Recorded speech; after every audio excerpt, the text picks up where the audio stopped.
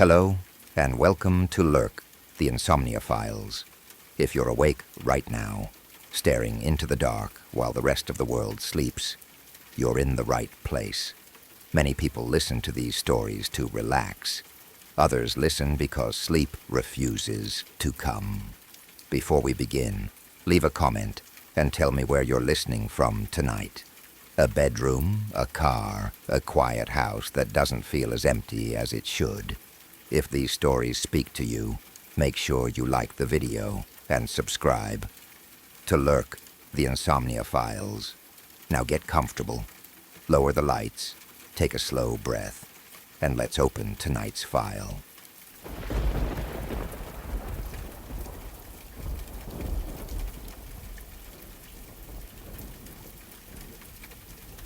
There is an old belief from the early days of Mormon history that has stayed with me for a long time, mostly because of how unsettling it is when you really sit with it.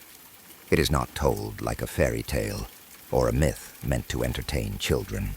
It was spoken about seriously as something that could still be happening in the world. According to this belief, Cain, the son of Adam who murdered his brother Abel, was not allowed to die. Instead, he was cursed to wander the earth forever. The story says that after Cain killed Abel, God punished him in a way worse than death.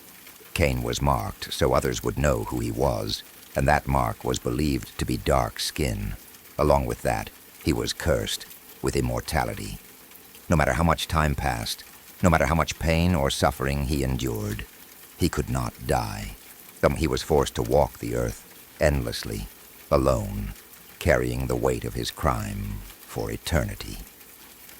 This belief existed strongly among early Mormons in the 19th century. At that time, many people did not see the Bible as distant history or symbolism. They believed the events of the Bible were real, physical events whose consequences could still be unfolding. To them, Cain was not just a name in Scripture. He was a living being somewhere out in the world, still suffering, still cursed. One account in particular made this belief even more frightening. In 1835, a Mormon man wrote about an experience he claimed happened to him personally. This was not written as a story passed down from someone else. It was written as a first-hand encounter, something he believed with complete conviction. According to his account, he was traveling alone on horseback. The journey itself was ordinary. There was nothing strange about the road, the land, or the time of day. He was not searching for anything unusual. He was simply riding, focused on reaching his destination. At some point during his ride, he noticed something beside him. There was a man walking next to his horse. At first, this did not immediately alarm him. Travelers crossed paths often in those days, especially in rural areas. But what stood out was that the man kept pace with the horse perfectly. He did not fall behind. He did not move ahead. He stayed beside him, step, for nearly 2 miles. As the man continued walking alongside him, the rider began to take in more details. And that is when the unease began. The man was extremely tall. His head was level with the rider's shoulders, even though the rider was sitting upright in his saddle. That alone was strange, but it was only the beginning. The man was not wearing any clothing. Instead, his body was covered in hair. Not patches of hair, but thick hair that covered him completely. His skin was described as very dark. Not simply darkened by the sun or dirt, but dark in a way that felt unnatural to the man who saw him. There was something deeply wrong about his appearance, something that made it clear this was not an ordinary human being. Despite this, the man spoke calmly. He said he had no home. He said he wandered the earth endlessly, never staying in one place, never belonging anywhere. He described himself as miserable, not in an angry or dramatic way, but with a deep, exhausted sadness. He said he had suffered for a very long time, But then he said something far more disturbing. He said he had tried to die. He explained that he had wanted death more than anything.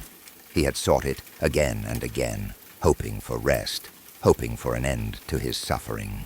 But death would not come for him. No matter what he did, no matter how badly he wished for it, he could not die. His existence continued against his will. According to the account, the man then said that his mission was to destroy the souls of men. This was not said with excitement or pride. It was said like a statement of fact, like a task he was bound to carry out, something he could not escape, just as he could not escape his own existence.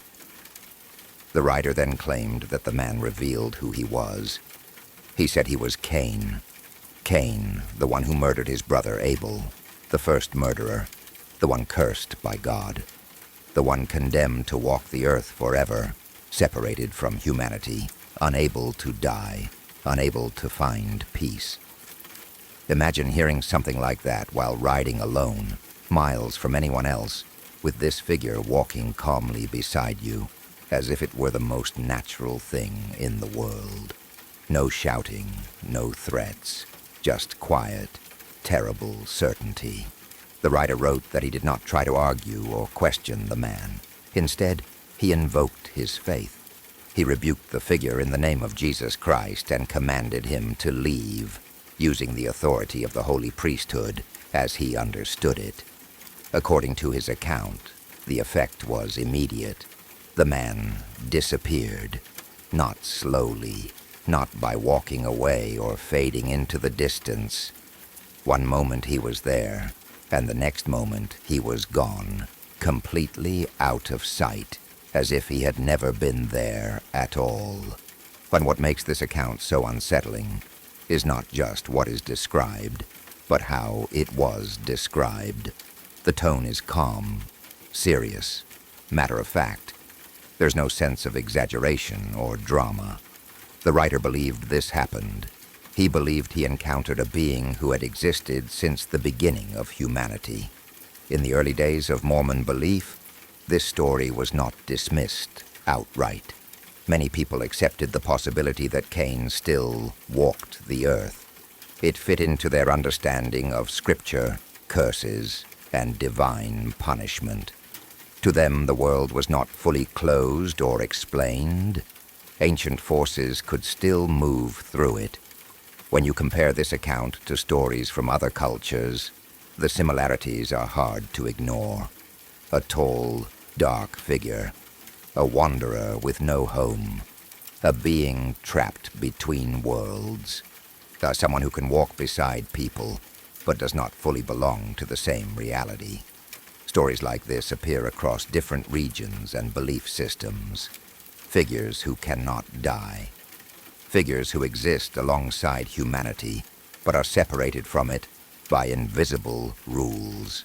Figures who influence people spiritually rather than physically, feeding on fear, confusion, or corruption rather than simple violence.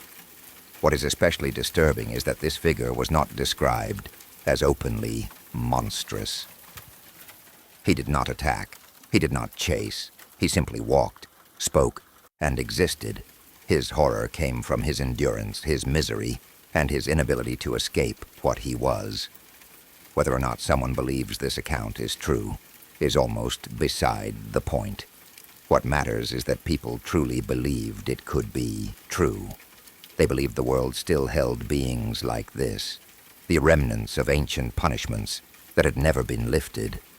There is something deeply unsettling about the idea of immortality as a curse rather than a gift, to exist forever without rest, to carry guilt forever, to wander without purpose except destruction, to be unable to die even when you desperately want to.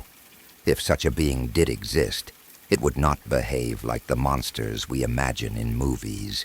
It would not roar or attack openly. It would walk quietly beside you. It would speak calmly. It would blend into the edges of reality just enough to make you doubt your own senses.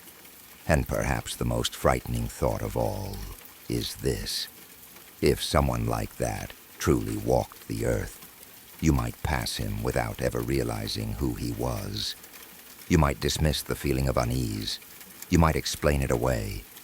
And by the time you understood what you had encountered, he would already be gone, leaving you with nothing but the memory and the question of whether some ancient curses were never meant to end.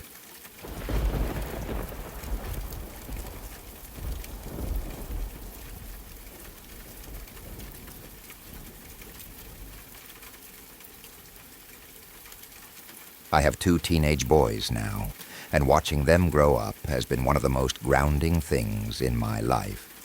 They are loud, logical, sarcastic, glued to their phones, and very much rooted in reality.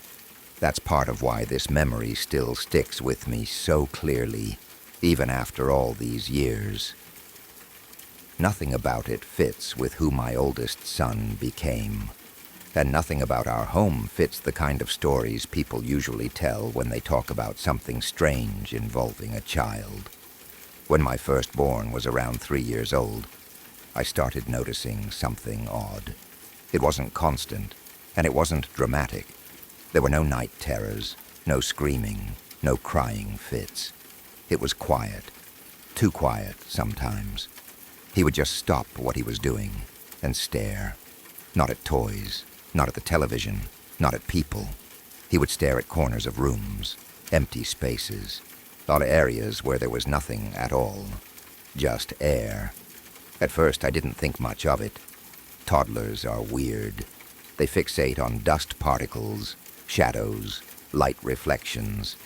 I chalked it up to that. But as time went on, it kept happening. He would stand in the living room and stare into the corner where the walls met, or sit on the floor and look into the space between the couch and the wall.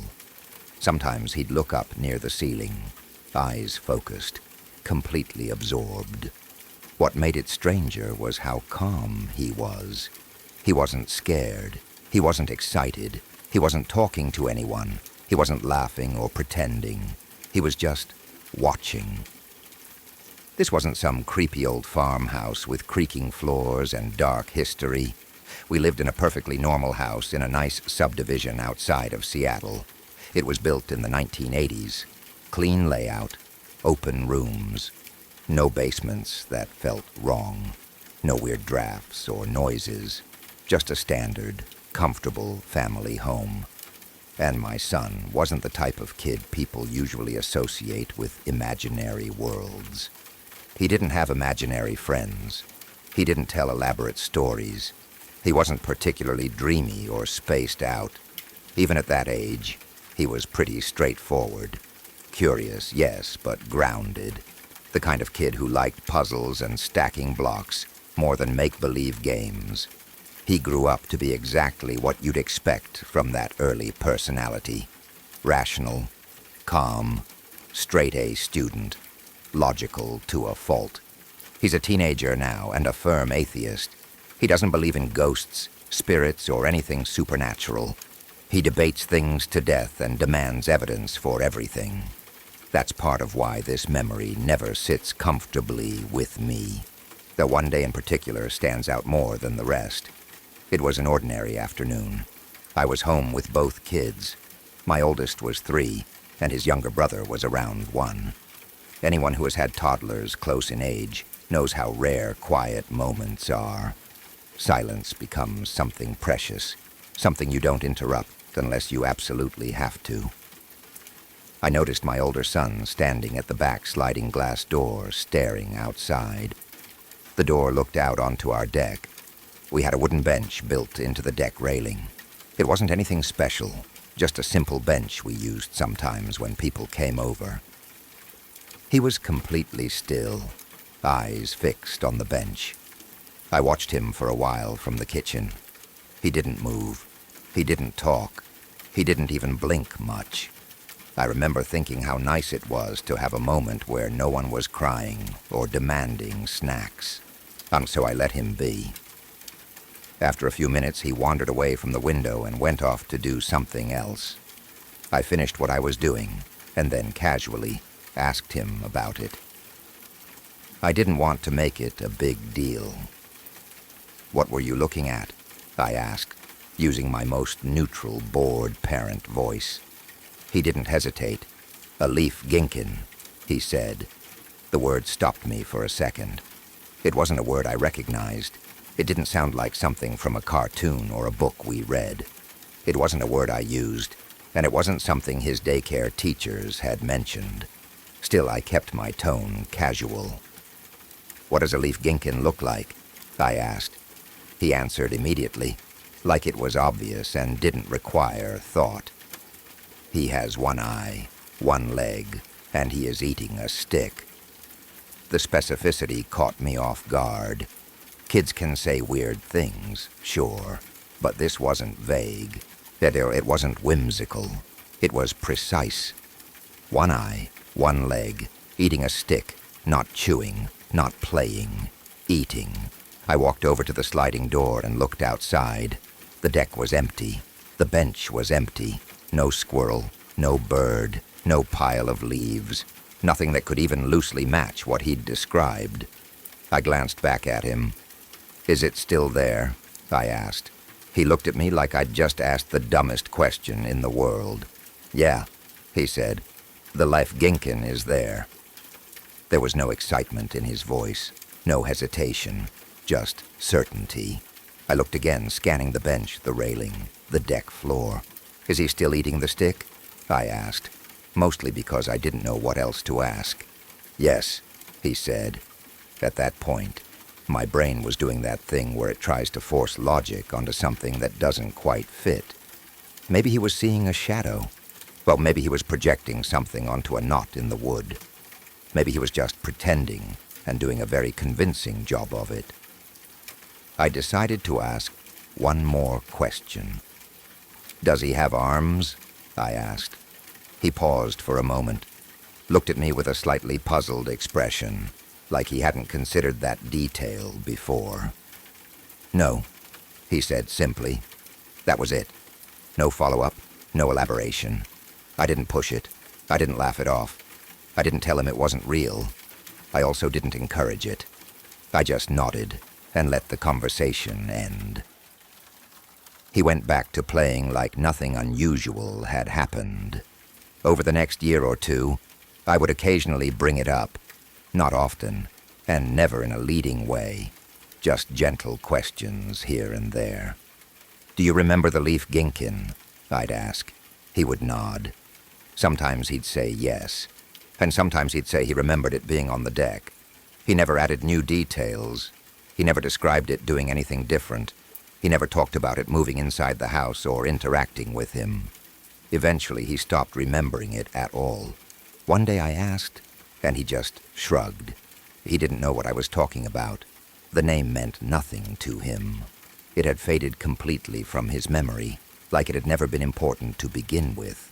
I never saw him stare at empty corners the same way again after he got a bit older.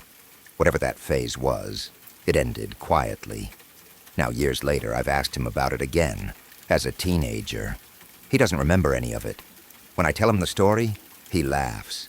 He says it sounds like a weird toddler imagination thing. He asks if I'm sure I'm remembering it correctly. And maybe that's the hardest part, because I am sure. I remember the way he stared. I remember the certainty in his voice. I remember how unbothered he was by something that, if it were imaginary, you'd expect him to play with or talk about more. I don't think it was a ghost. I don't think it was a monster. I don't even know if I think it was anything external at all. But I do know this wasn't the kind of thing people usually describe when they talk about imaginary friends. It didn't have a name that made sense, but it also didn't sound random. It didn't interact with him. It didn't talk. It didn't comfort him or scare him. It just existed in a specific place, doing a specific thing. And he saw it as clearly as he saw anything else. Sometimes I wonder if young children are just wired differently for a while. If they notice patterns or presences we filter out without realizing it. if their brains haven't yet learned what to ignore. Other times, I wonder if it was nothing more than a strange but harmless misfiring of a developing mind. All I know is that I watched my son stare at something that wasn't there, describe it in detail, and treat it as completely ordinary. And then, just as quietly, it disappeared.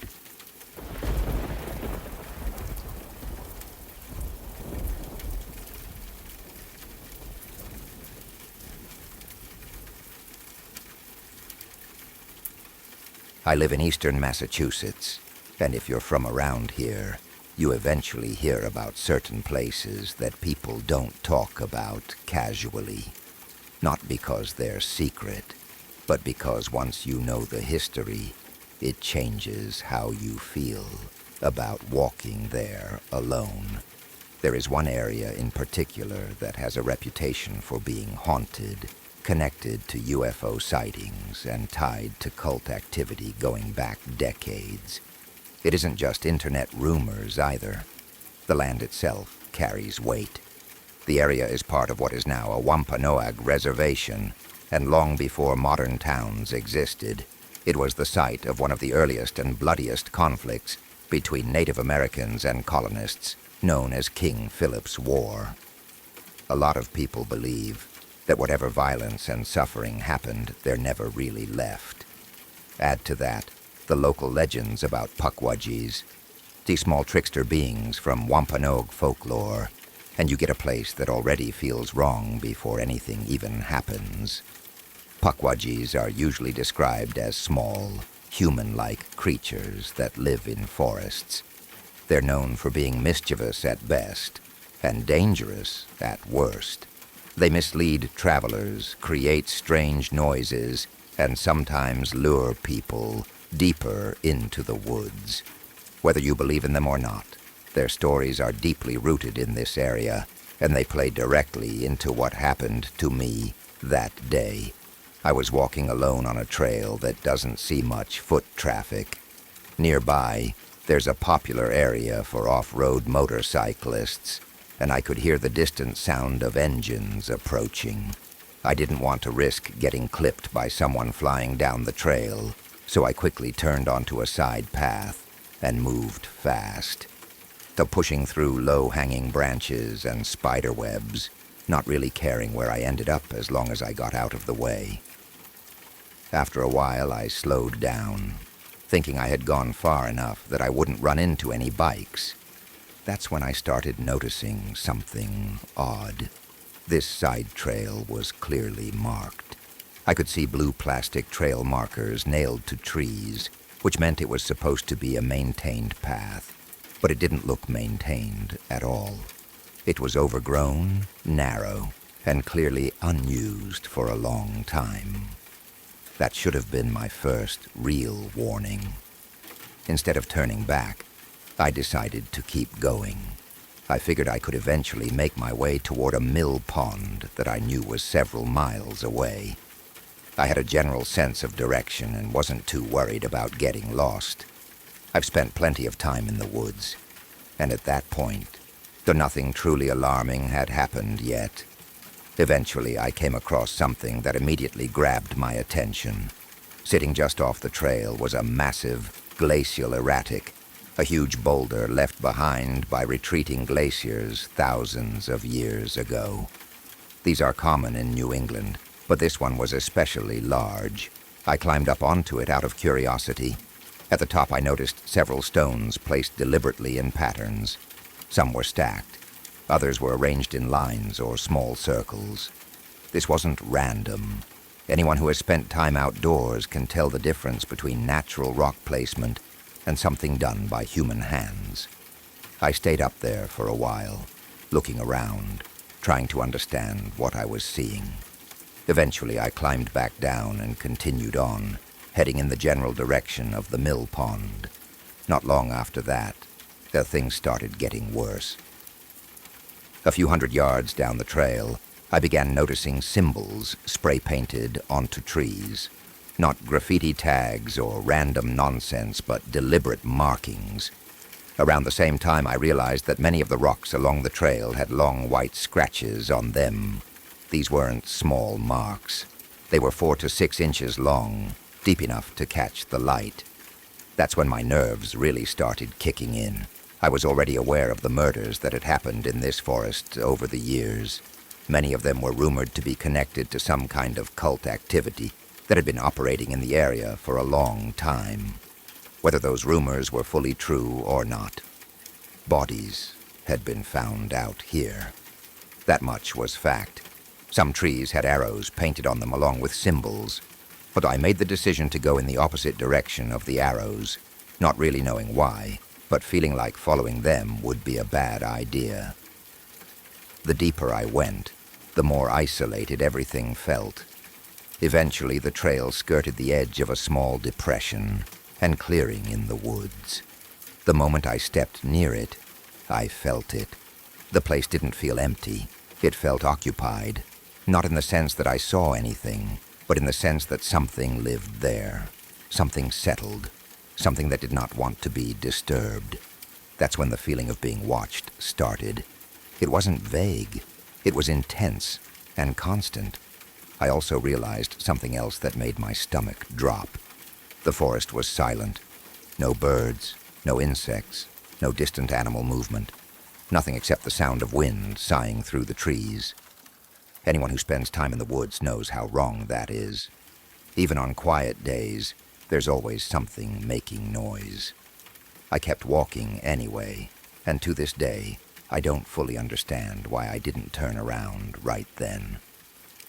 Soon after passing the clearing, I ran into a deadfall blocking the trail.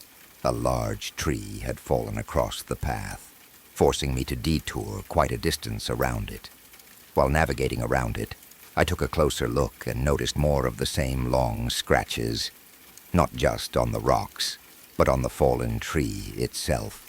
Scratches that went up and over the trunk, as if something had climbed or dragged itself across it.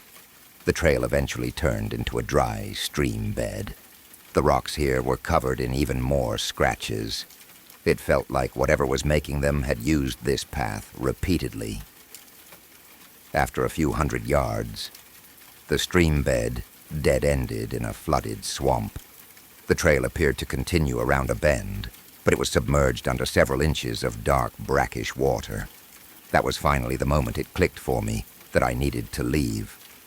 As soon as I made the decision to turn back, the feeling of being watched became overwhelming. I started walking briskly back the way I had come. I'd only gone about 100 feet when I heard a loud cracking sound, like a tree falling somewhere nearby. If you've spent time in the woods, you know that sound travels strangely. Vibrations move through the ground before you fully hear them. I felt it through the soles of my shoes. Then it happened again. Closer, then again. Closer still. It sounded like the forest was being torn apart, tree by tree, moving in my direction. The ground vibrated with each impact. My heart was pounding, and every instinct told me to run, but my legs felt heavy. That's when my phone rang. It was my boss. I answered, not because I wanted to, but because I was frozen and panicking. The moment I started talking, the noise stopped completely. Not faded, not moved away. Stopped. The silence was terrifying. I tried to sound normal while answering questions, even though I was shaking.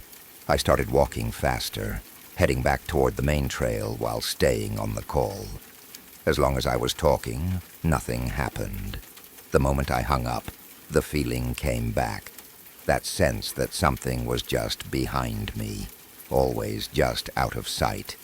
Every time I turned quickly to look, the small sounds of movement stopped. Leaves stopped rustling. Twigs stopped snapping. On the way back, I smelled things that absolutely did not belong there. At one point, I smelled ketchup, not faintly, not in passing. It was overpowering, so strong I could taste it in my mouth. It made no sense. Later, near the glacial erratic, I smelled what could only be described as women's perfume. Again, incredibly strong. The kind of smell that coats your tongue and makes you feel sick. As I got closer to the main trail, the feeling of being followed slowly eased. The forest sounds returned. Birds, wind, normal life. Eventually, I made it back to my car, shaken but unharmed. I've told this story to several people who live in the area. Every single one of them told me the same thing, that I was an idiot for hiking through there alone. And they're probably right.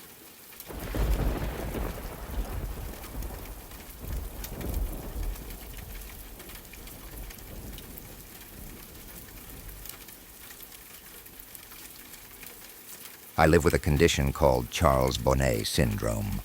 Some doctors prefer to call it visual release hallucinations, but the name hardly matters. What matters is what it does to you, and what it makes you doubt.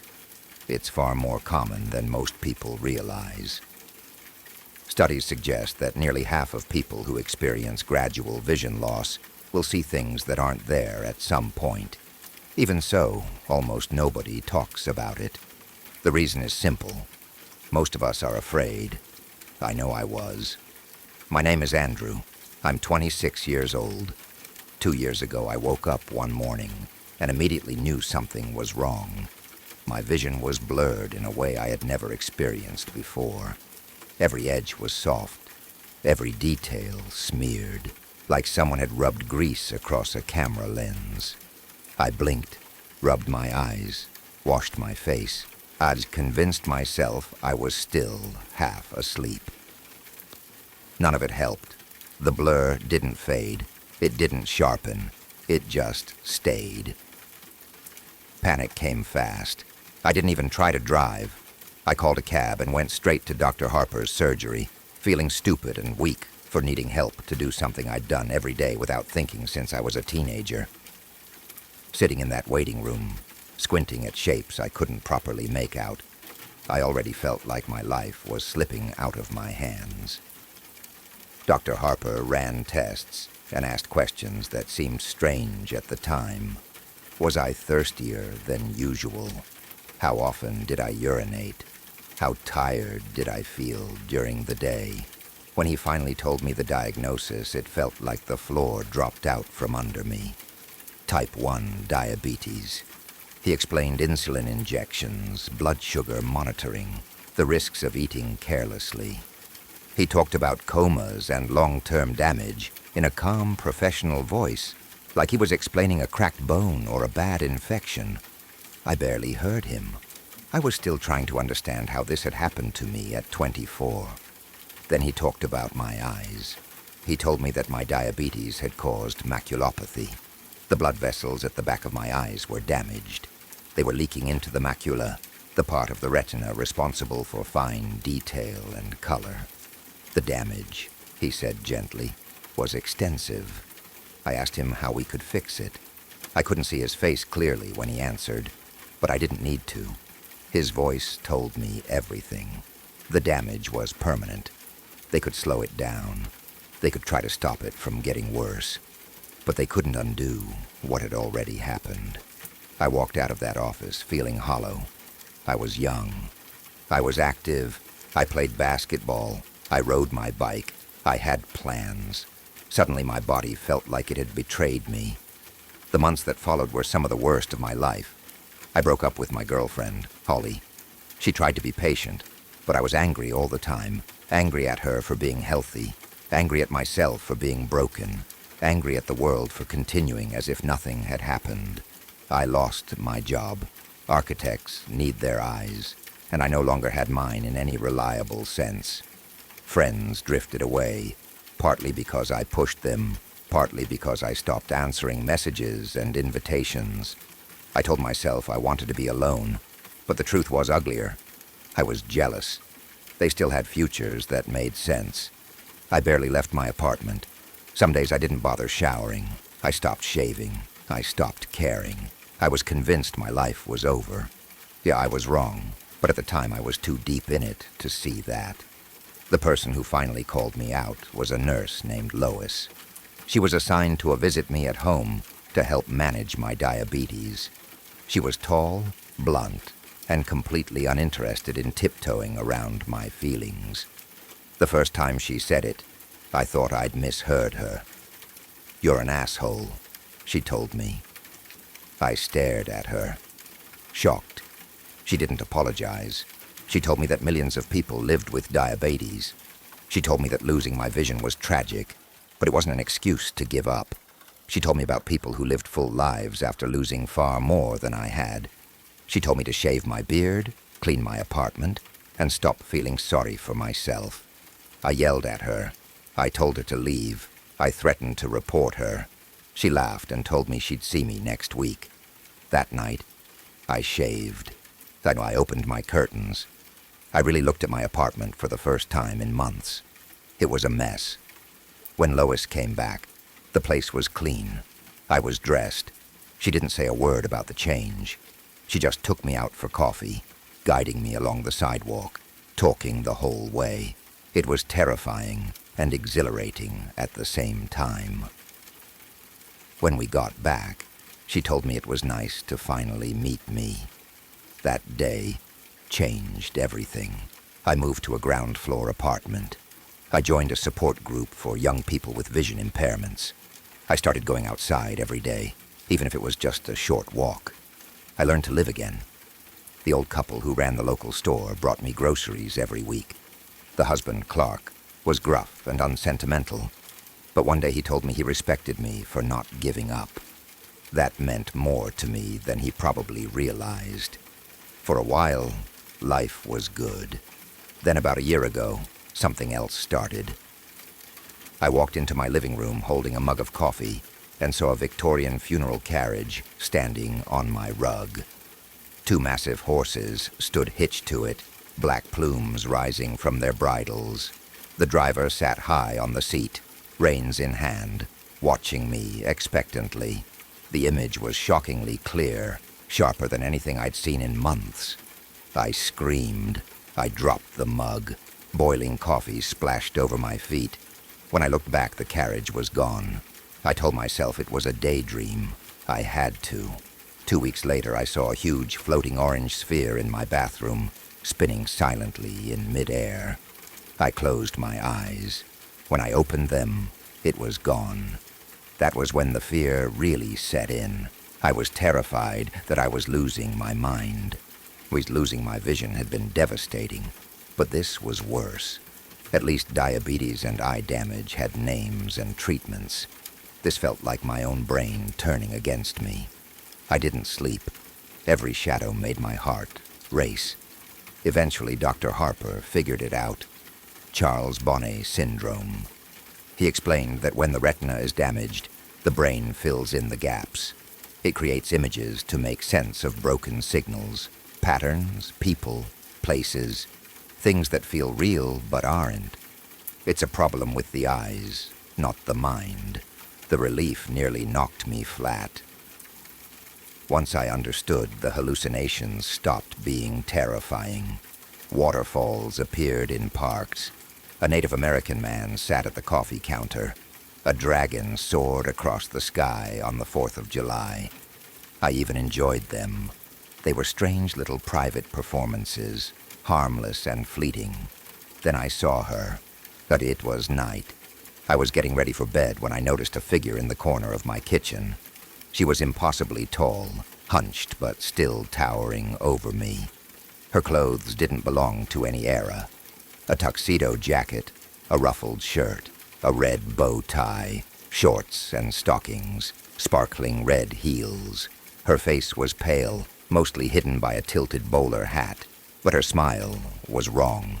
Too wide, too full of teeth. She had 3 arms. The third curved over her back like a scorpion's tail, pointing at me. I closed my eyes.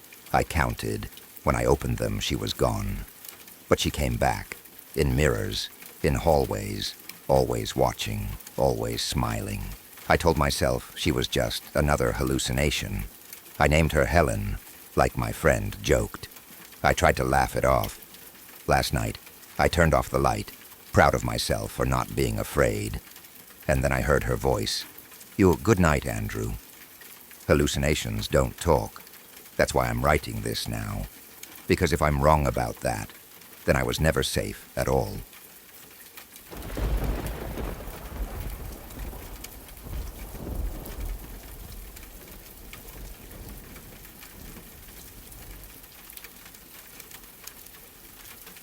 Midnight was giving birth in the closet at the end of the hallway when it started. The sounds were what woke me first.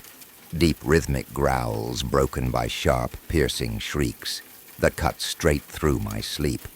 Even at 4 years old, I knew exactly what those sounds meant. Kittens. The word almost burst out of me as I scrambled down from the top bunk, gripping the ladder with clumsy excitement. My sister slept on the lower bed beneath me, her small body curled into the blanket. I froze halfway down, heart pounding, watching her chest rise and fall. I held my breath and waited, terrified she would wake up and cry or call out. After a few seconds that felt like minutes, she shifted, rolled onto her side, and settled back into sleep. Relief washed over me. I wanted to see the kittens first. I wanted them all to myself. From the hallway, the midnight screamed again, a long, awful sound that made my stomach twist. I crept to my bedroom door and pulled it open just enough to peek out. The hallway light was on. I could see my parents kneeling on the floor, their backs to me, staring into the open closet. They noticed me almost immediately. My dad turned and told me to get back in bed. My mom followed, her voice low but firm. I protested right away. Midnight was my cat, too. I loved her. I needed to make sure she was okay. Dad shook his head and said no. He told me he would come get me when it was over. Mom agreed, saying I was too little to watch. Too little. I was 4 years old. I knew where babies came from. I had waited forever for these kittens. My parents were wrong, and they were being unfair. I begged. I promised to be good. I said I wouldn't touch anything. Then Mom told me to go back to bed. I crossed my arms and shook my head, digging my heels in. Dad warned me that if I didn't listen, I'd get spanked. I stomped my foot and cried, convinced that if I showed them how upset I was, they would finally understand. Dad didn't understand at all. He grabbed me by the arm and carried me back into my room. He told me to be quiet, or he would take my nightlight and lock me in the dark. That scared me. I screamed that it wasn't fair, and instantly regretted it. Dad squeezed my arm so hard that the crying became real. When he let go, I rubbed the spot, hoping it looked worse than it was. He told me I was punished, then reached over and unplugged the nightlight. I begged him not to. He ignored me, shut the door, and left me in the dark. I heard my sister crying from the lower bed. Guilt hit me hard, and she was scared of the dark even more than I was, and this was my fault. I climbed down and crawled in next to her, wrapping my arms around her and telling her I was sorry. She clung to me, trembling, but eventually she fell back asleep with her hand in mine. I didn't sleep. Midnight's cries kept coming, deep wet sounds mixed with strange gargling noises that echoed down the hall and crawled into my head. I stared into the darkness, waiting for it to stop, waiting for my parents to come get me, waiting for the kittens. I don't remember falling asleep. The next thing I remember is my mom waking us up. Sunlight filled the room, bright and warm. She was smiling. She told us to come see. The kittens were perfect. Tiny black copies of Midnight, 8 of them wriggling and squeaking in a cardboard box lined with towels. All of them were jet black, except one. He had a little white spot above his nose and white paws in the front. That one was mine. I knew it instantly. We were allowed to name them, though it was hard because they all looked the same. My sister, who was only 2, decided they should all be called Kitty Cat, which came out as Kika when she said it. Everyone laughed. The odd one out was different. He was special. I named him Charlie. Charlie was more playful than the others. When we were allowed to pick them up, he would roll onto his back and let us rub his belly. Sometimes he tried to suck on our fingers, thinking they were part of his mother. It always made my sister laugh. When Midnight lay down to feed them, Charlie somehow always ended up going the wrong direction. Mom would turn him around and say, "You're going the wrong way. I'm Charlie." As the kittens grew and opened their eyes, my sister and I were allowed to play with them without supervision, as long as we stayed in the hallway. Dad said they were too small to roam the house. We didn't mind. Sitting on the floor, watching Midnight feed them, petting their soft fur, was better than any toy. Charlie was the runt. He tried to eat, but he never latched on properly. While the others kneaded and purred, he wandered. No matter how many times we turned him around, he ended up facing the wrong way again. As days passed, the kittens grew stronger. They meowed whenever anyone walked by. Sometimes they stood on their hind legs, peeking over the edge of the box. One afternoon, my sister shouted. Charlie had made it out of the box and into the hallway. He clawed at the cardboard, trying to get back in, falling over and trying again. It was funny. Mom picked him up, kissed him, and put him back, telling him he was going the wrong way. But Charlie kept escaping. Eventually, everyone got tired of stopping him. We started calling him Wrong Way Charlie. Midnight stopped caring. Charlie was allowed to roam the hallway. He never went far. He was too small, too scared. The hallway and the box were his whole world. Then one morning, Grandma came over. I woke up to her voice and ran into the hallway without thinking. I felt something soft crunch under my foot. I looked down. Charlie was crawling toward me. The back half of him was crushed. His body twisted unnaturally. Horrible sounds came from his mouth as he dragged himself forward, crying in pain. I screamed. Blood soaked into the carpet. Mom came running. My sister hid against Grandma. At Midnight hissed and swatted, licking the blood. Grandma grabbed me and held me tight. Mom screamed that he was still alive. Grandma shouted for her to kill him. Mom ran and came back with a hammer. I couldn't look away. She struck him again and again. Midnight attacked her. Charlie kept crawling, making those sounds. Finally, he stopped. Pieces of him were everywhere. Hours later, my parents told me it wasn't my fault. But I knew the truth.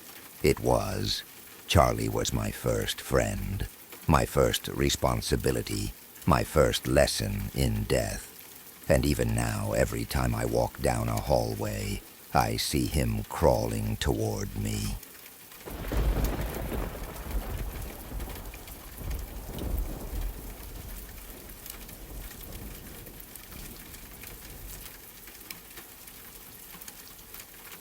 That was a jump rope rhyme my classmates used to sing on the playground when we were kids. Even now, thinking about it makes my stomach turn. What makes it worse is that Lucy Lockhart wasn't some made-up name. She was real. She was a girl we went to school with. She disappeared when we were in second grade, which means we were around 7 years old at the time. The rhyme was only loosely based on what adults said had happened.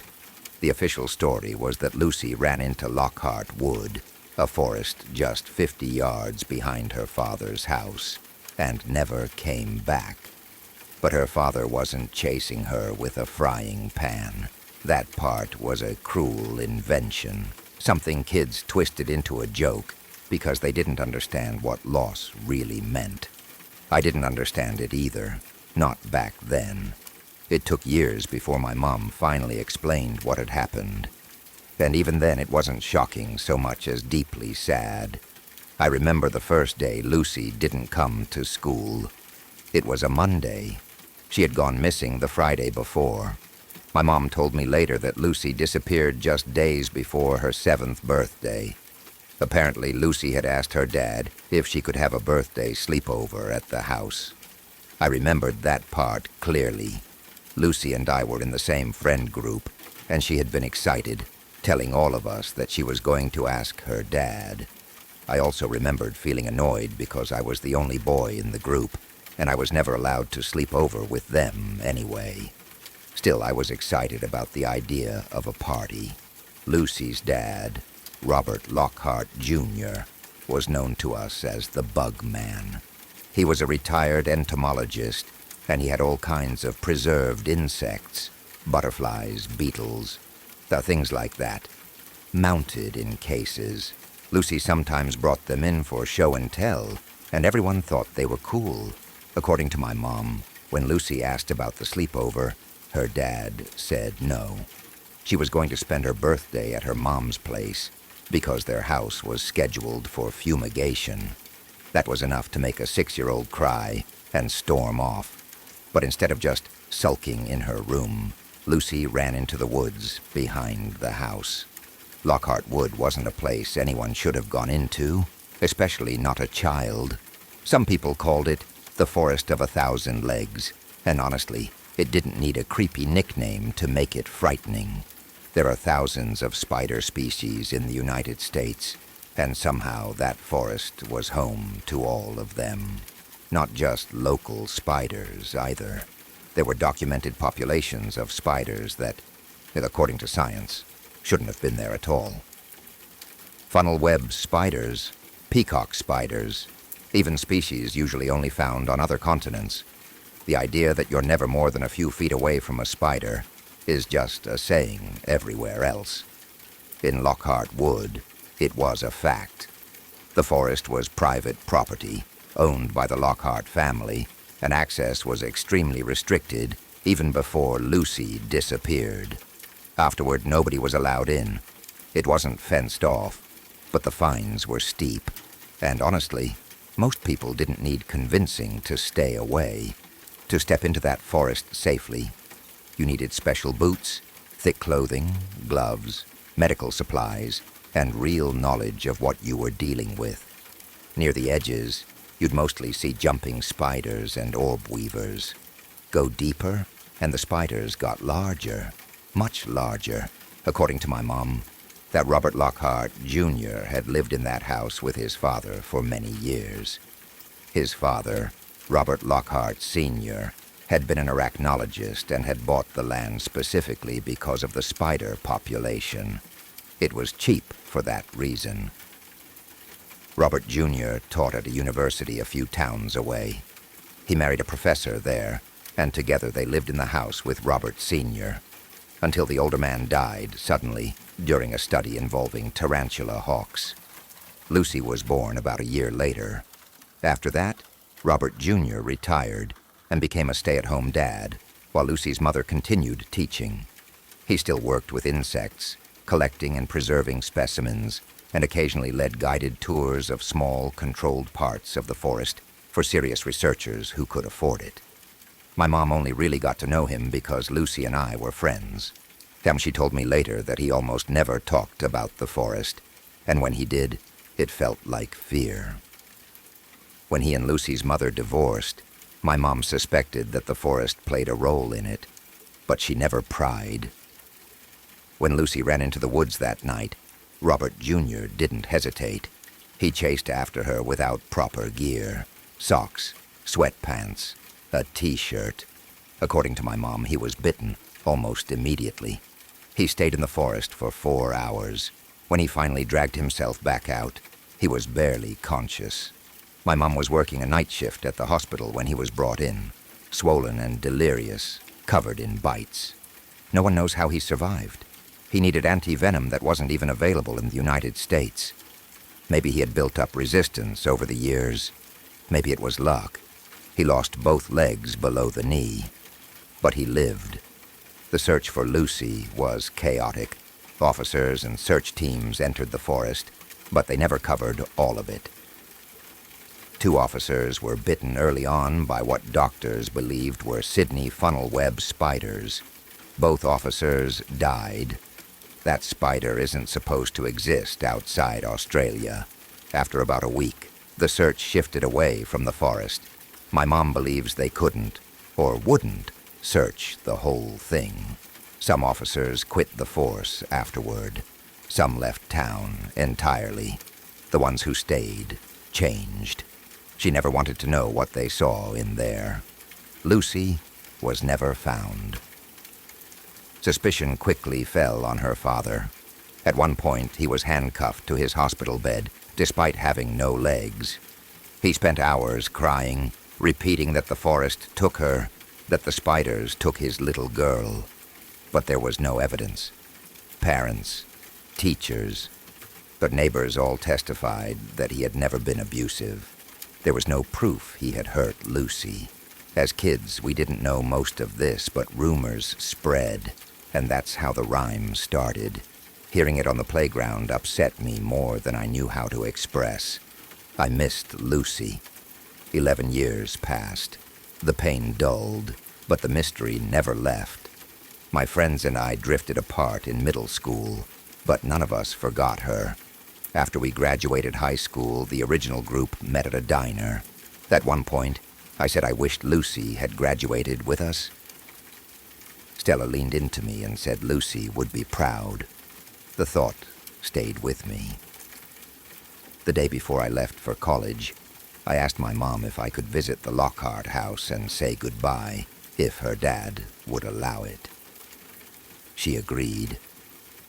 That afternoon, I drove toward the forest. The house looked the same. When I knocked, Audio Robert Lockhart, Jr. answered. He recognized me immediately. He invited me in. The house was filled with insect specimens, terrariums, books. Lucy's room was unchanged.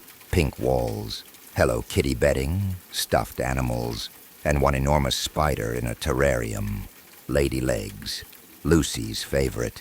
She was still alive, bigger than I remembered.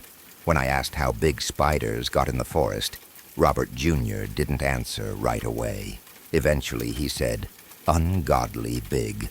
Later I saw him preparing to go into the forest, for the first time since Lucy disappeared. He planned to burn it down afterward. I asked to go with him. He said it was dangerous, but he didn't say no. He dressed me in old protective gear, gave me rules. We entered the forest at dusk. Inside, everything was wrong. Spiders everywhere, webs choking trees, burrows in the ground. Some things that shouldn't exist. We saw spiders the size of dinner plates, communal webs that could trap birds, creatures that looked like spiders fused with animals. Then we saw her, Lucy, or what she had become. Part girl, part spider, enormous, watching us. Robert Jr. called her Lucy, told her she was a good girl, told her he was proud. She spoke. She let us leave. We escaped. Outside the forest, we vomited and laughed and cried. I don't remember much after that, but I know this. Lucy is still alive. And one day, I think I'll go back, just for a moment. If this is your first time here, I invite you to subscribe to LURK, the Insomnia Files. This channel is dedicated to real accounts, disturbing encounters, and unexplained moments shared by people who never expected anything to go wrong until it did. New files are released regularly, usually when most people are asleep. Turn on notifications so you don't miss the next case when the night feels a little too quiet. Now, back to the story.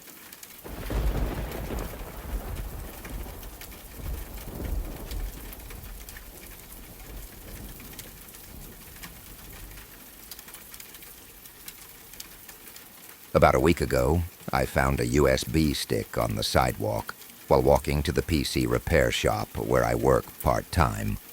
It wasn't anything special to look at, just a small metal rectangle, the kind you see everywhere.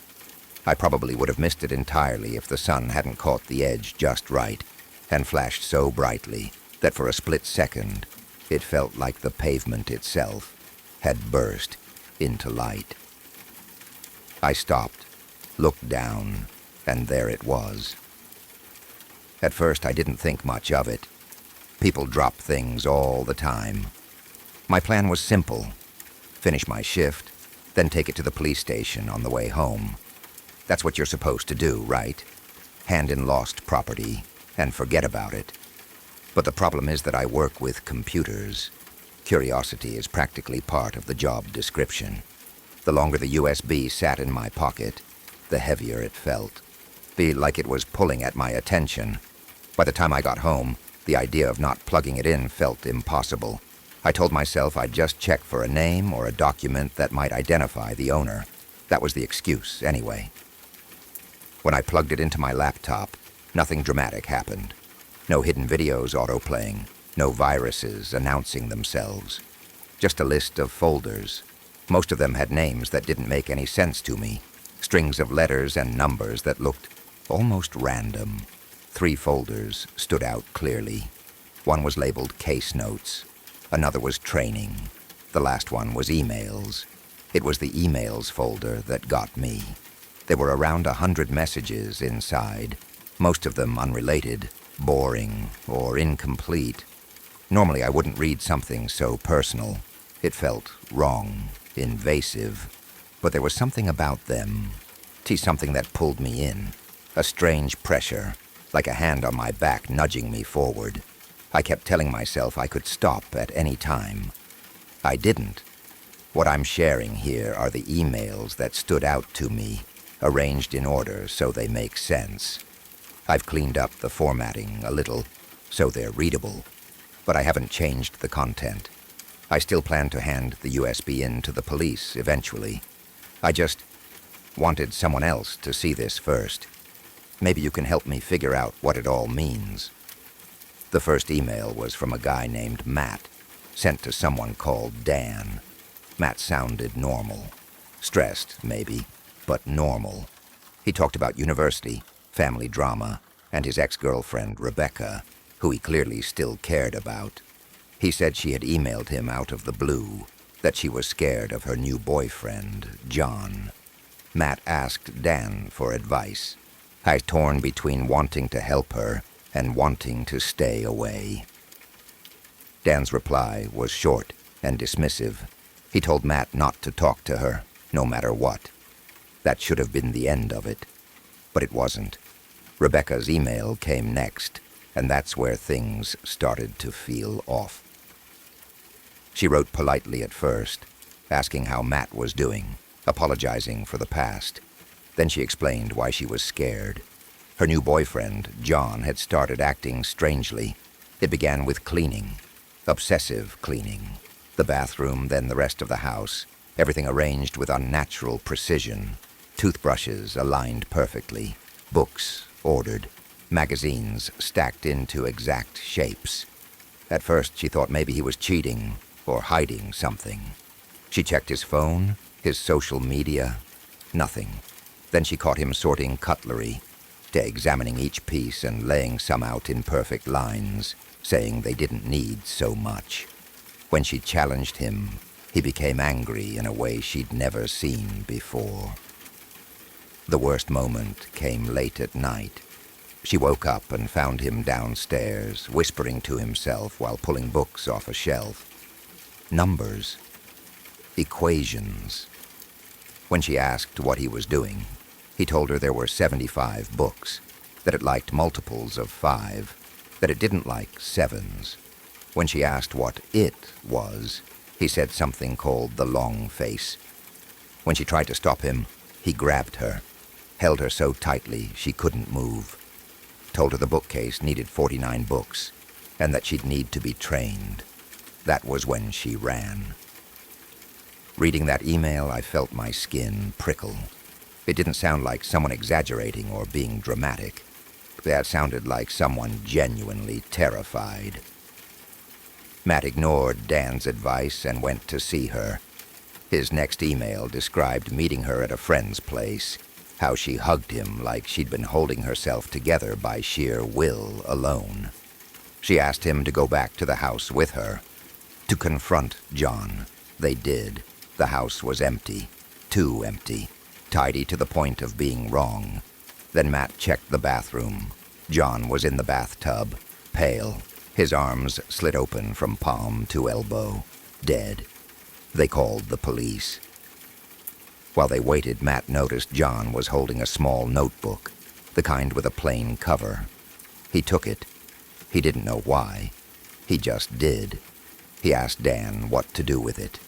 Dan told him not to do anything stupid and said he'd talk to him in person when he got back to town. Matt didn't wait. He read the notebook.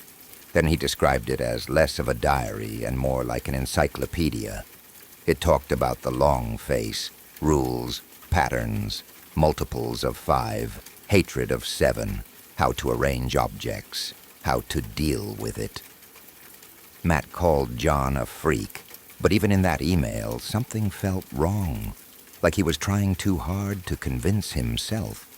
A few days later, Matt joked that maybe weirdness was contagious. He described seeing a face in a plastic bag made by the clips and the opening. He laughed it off, said it was probably nothing. Then he started counting. At first it was DVDs and books, then cutlery. He said everything had to be in multiples of 7 now. Multiples of 5 made him see more faces, angrier ones. He said the speakers looked like eyes, the keyboard like a mouth. He knew it was in his head. He said that himself. But he couldn't stop. The emails became shorter, more frantic. He talked about a junk drawer driving him insane, about needing to tidy it so he could know if it was safe. Rebecca caught him sorting screwdrivers by size. She left him. Then his typing started to fall apart. Misspellings. Numbers replacing letters. He described being afraid of cars, seeing faces in their fronts, thinking they wanted blood. He said counting colors helped confuse it, but that pretending to count didn't work. It knew. The last few emails were barely coherent. He asked why he'd read the book, said people needed to be trained to repel the long face, wondered if the number of pages in the diary mattered. 125, 5, times 5, times 5. He worried about miscounting. Then came the email that made my stomach drop. He said he was going to burn the book. He told Dan not to come over. Said they were no longer friends. That he hoped his emails hadn't been enough to trigger anything. Dan replied once more, saying he was coming over in a week and asking why Matt wasn't answering his phone. That was the end. No more emails from Matt. No replies from Dan. Nothing from Rebecca. I sat there staring at the screen for a long time after I finished reading. At first I tried to explain it away. A mental breakdown, shared delusions, stress, grief, obsession. All of it could be explained, piece by piece, but not the gaps. If Matt had killed himself, there would be records. If Dan had gone to see him, there would be something. If the book had been burned, why keep the USB at all? Why carry it around? Why drop it on the street? And then there's the part I haven't mentioned yet. Since reading those emails, I've started noticing things too. Not faces, not really. Just patterns, numbers. The way objects line up when I'm not paying attention. The way 5 of something feels wrong, uncomfortable, like a pressure behind my eyes. I caught myself rearranging coins on my desk last night without realizing I was doing it. I told myself it was nothing. I still plan to take the USB to the police. I really do. I just keep putting it off, finding reasons to wait one more day. Matt's last question keeps echoing in my head. Why wouldn't he answer the phone? Sometimes I wonder if he couldn't, or if he knew that hearing another voice, hearing someone say his name, would finally let it know exactly where he was.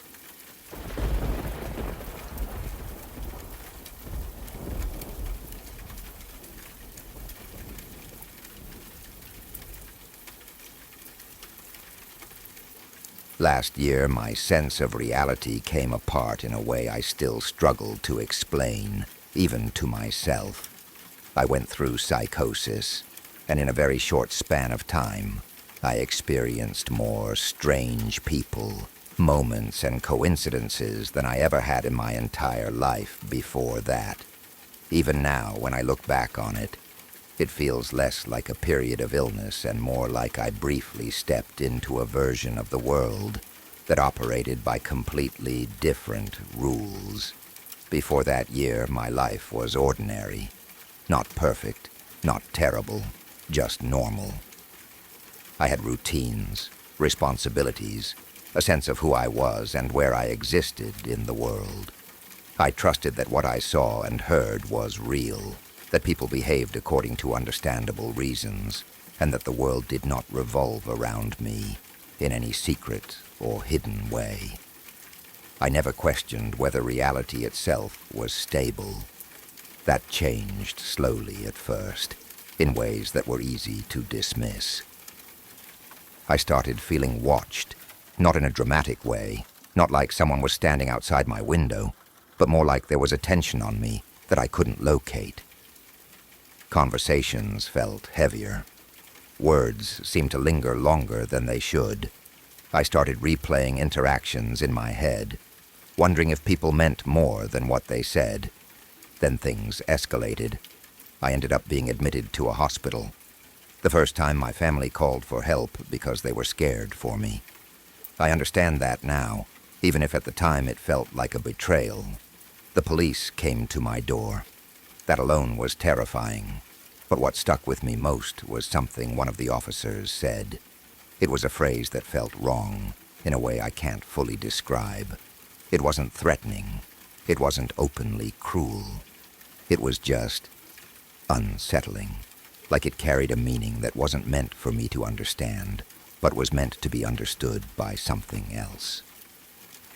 After I was released, things didn't return to normal.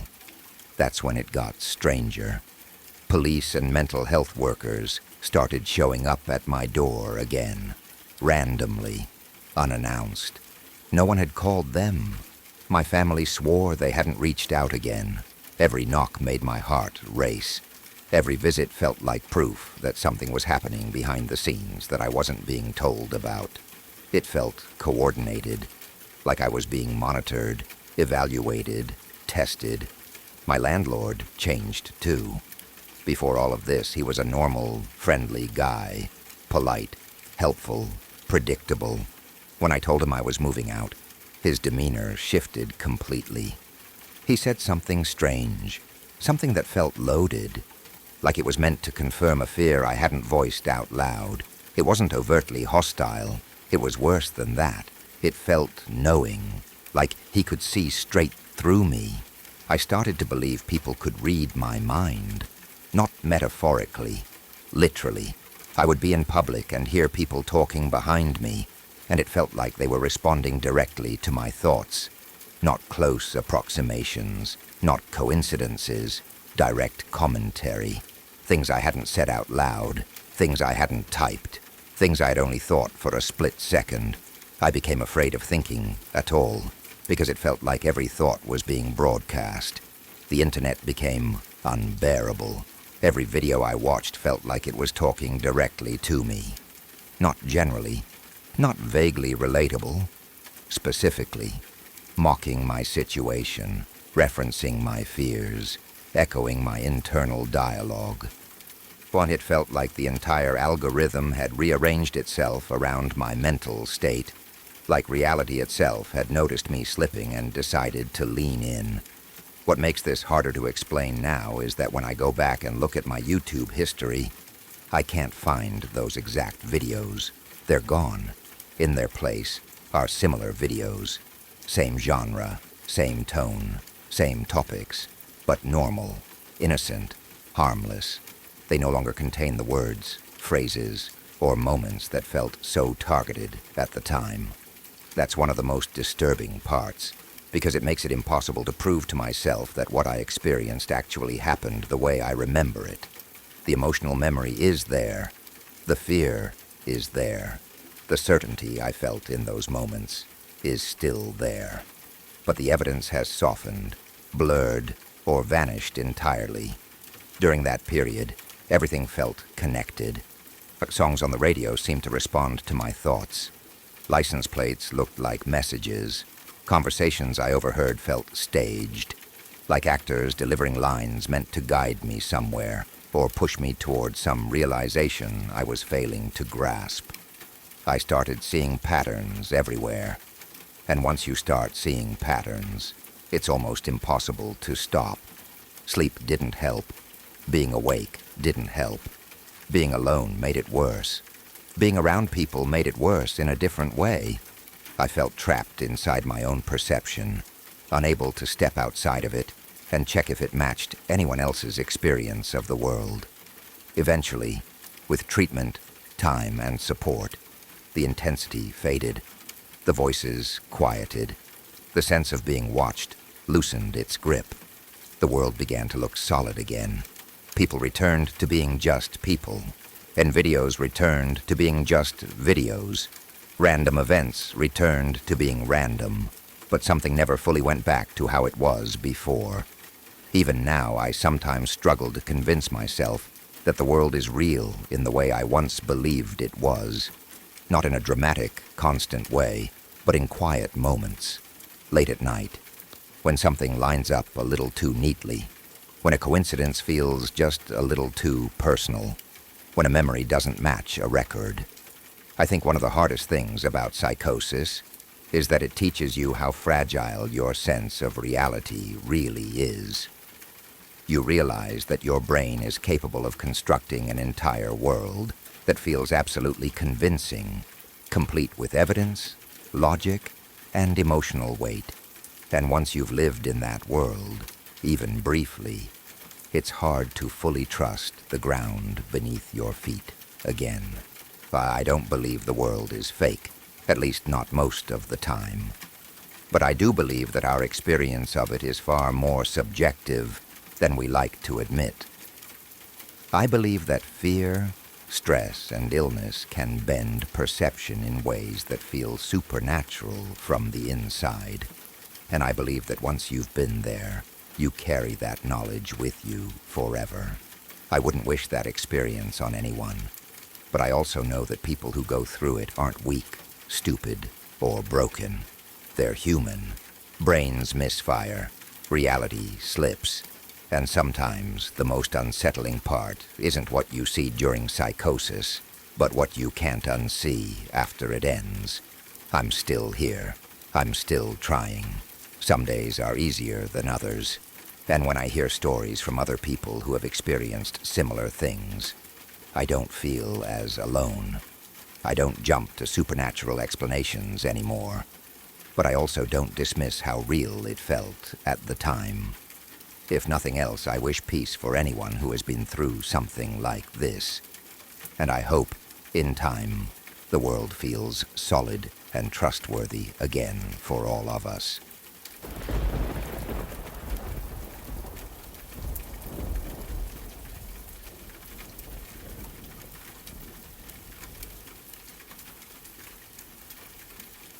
Yesterday afternoon started out like any other ordinary day, the kind of day that feels so normal you don't really pay attention to the little details. I was in the kitchen doing a few dishes, nothing fancy, just rinsing plates and loading the dishwasher while the house was quiet. It was one of those calm moments in the middle of the day when everything feels settled. Outside, the weather was mild, and I had already decided that once I finished up inside, I would go out and put away the last of the Christmas decorations that were still sitting near the garage. I remember thinking it would only take a few minutes and then I could relax. While I was standing at the sink, I heard the familiar sound of the front door opening. It was such a normal sound that it didn't register as anything important at first. It's my daughter had just come home from school, right on schedule like she always does. I didn't even turn around immediately because I knew exactly who it was. Every day follows the same routine. She comes home, drops her things, and passes through the kitchen on her way upstairs. She walked into the kitchen, and I saw her out of the corner of my eye. I turned my head and looked directly at her. It was definitely her. She was wearing the same clothes she normally wears to school, her backpack slung over one shoulder. Without thinking, I asked her the same question I ask every day. How was school? She answered me right away, just as casually as always, and said it was good. Nothing unusual about her tone or her expression. She didn't seem tired or distracted. She was just my daughter, home from school. They're responding automatically to a question she's answered 1,000 times before. After that, she walked past me and headed toward the stairs. I watched her go, still half focused on the dishes but aware of her movements. I even heard her footsteps on the stairs as she went up, one step after another, and then I heard her bedroom door close. That sound is very specific in our house. Her door makes a distinct noise when it shuts, and I've heard it countless times over the years. There was no doubt in my mind that she had gone upstairs to her room. Everything about that moment felt completely normal. There was nothing strange, nothing that made me pause or question what was happening. I finished up the last of the dishes, dried my hands, and then went to grab the boxes with the Christmas decorations. I remember feeling productive, like I was checking things off a mental list. I picked up the boxes and walked outside. The air felt cool compared to the warmth of the house. I stepped onto the driveway, set the boxes down for a moment, and looked up toward the street. That's when everything changed. Walking up the driveway toward the house was my daughter. For a second, my brain couldn't process what I was seeing. I just stood there staring at her, completely confused. She was coming from the direction of the street, exactly the way she always does when she gets home from school. She was walking at her usual pace, looking relaxed, like nothing was out of the ordinary. My first thought was that maybe she had gone back outside for some reason. Maybe she forgot something in the car, or maybe she went next door to talk to someone. Yeah, I tried to come up with a logical explanation as quickly as possible, because what I was seeing didn't make sense otherwise. I asked her where she had gone. I even suggested, half laughing, that maybe she had gone next door for a second. She stopped and looked at me like I was completely crazy. Her expression was a mix of confusion and mild amusement, the way teenagers look at adults when they think they're being ridiculous.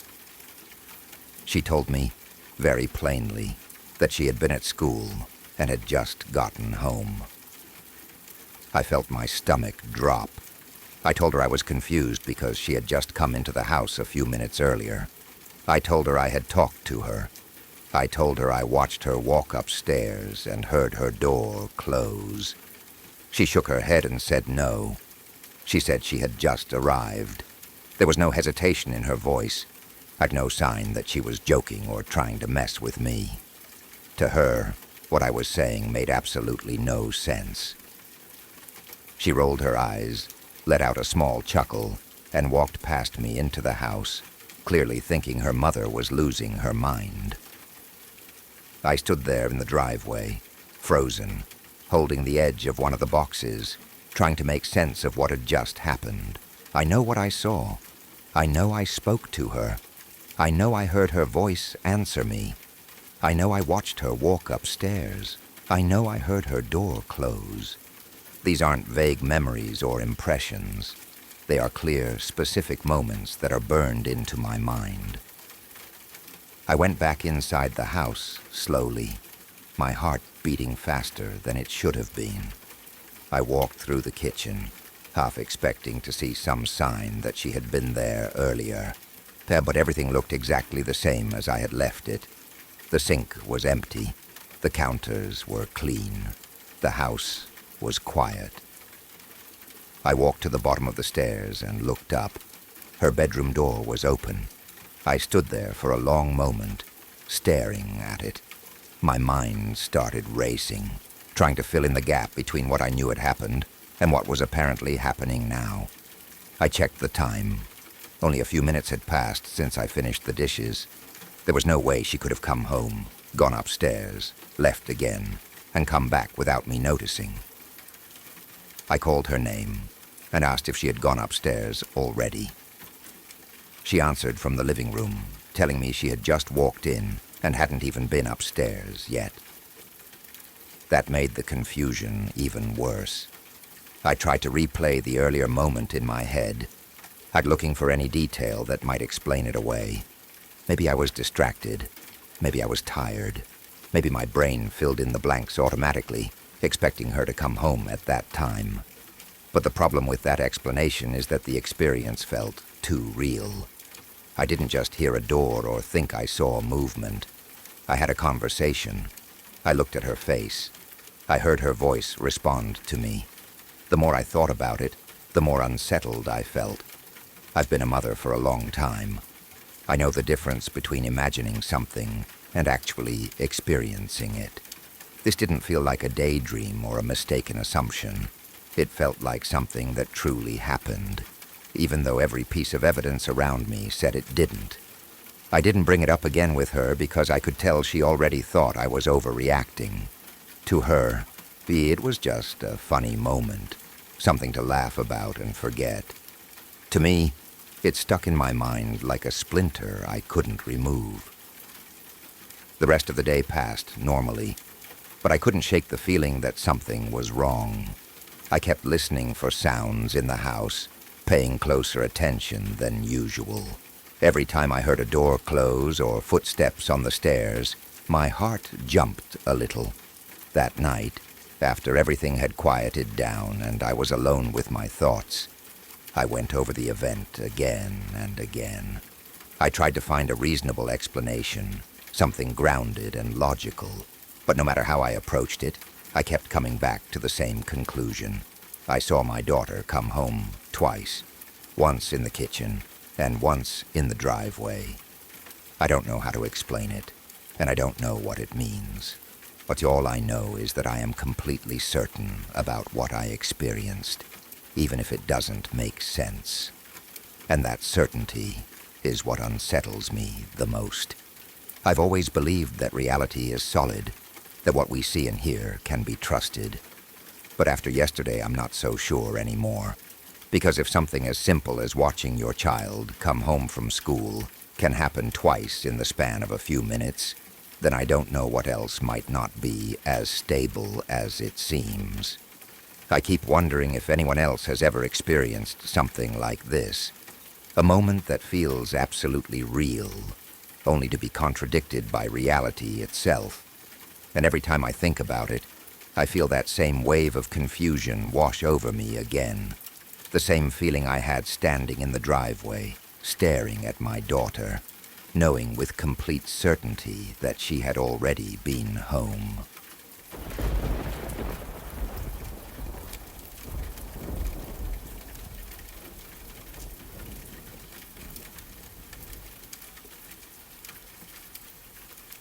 Last night started out like any other normal evening for us, quiet and uneventful. My husband had gone out to drive for Uber Eats, something he does a few nights a week for extra money.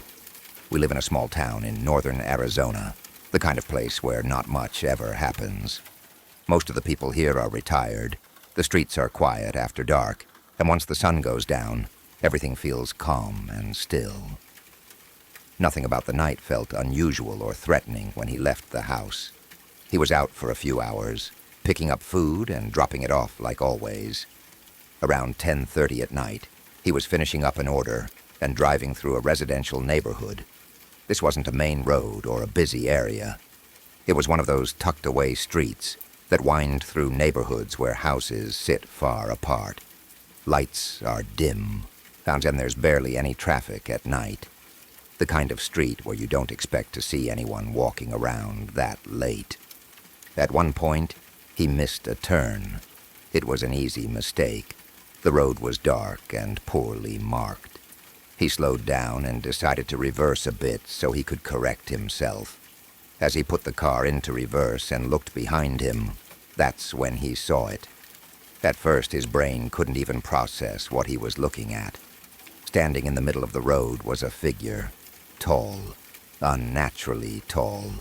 He said it looked to be about 7 feet high. It wasn't moving. It was just standing there, completely still, right in the center of the road. The thing that stood out the most was the hair. Long black hair that completely covered its face, hanging straight down, just like something out of a horror movie. But he immediately thought of characters like the girl from The Ring or The Grudge. That same kind of hair, hiding the face entirely. He told me that for a split second, he thought it couldn't be real. His first instinct wasn't panic, but disbelief. His mind tried to come up with explanations. Maybe it was a person playing a prank. Maybe it was someone in a costume. Maybe his eyes were playing tricks on him in the dark. But none of those explanations felt right, because something about the figure felt wrong in a way he couldn't explain. Instead of driving away immediately, he did something that even surprised himself. He slowly reversed the car, trying to get a closer look. He wanted to confirm that what he was seeing was actually there.